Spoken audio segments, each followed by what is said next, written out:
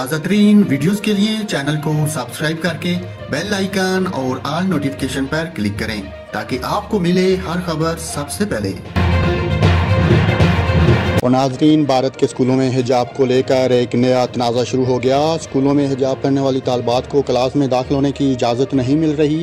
کچھ عرصہ قبل جب ایک طالبہ حجاب پہن کر کلاس میں جانے لگی تو ہندو انتہا پسندوں نے جے شری رام کے نعرے لگاتے ہوئے اس طالبہ کو گھیر لیا۔ بہادر طالبہ ان ہندو انتہا پسندوں کے سامنے ڈٹ گئیں اور اللہ اکبر کے نعرے لگاتے ہوئے انتہا پسندوں کو للکارا۔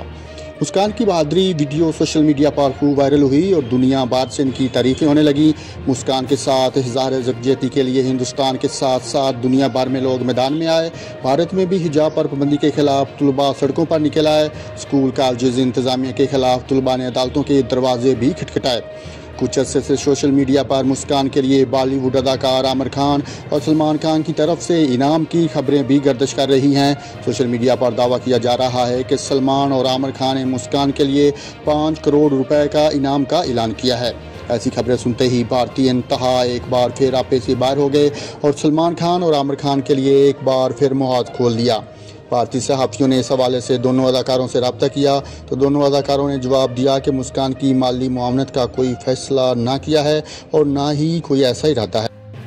بالی ووڈ اداکاروں کا کہنا تھا کہ ہم نے مسکان کے حوالے سے ابھی تک کوئی پوسٹ شیئر نہیں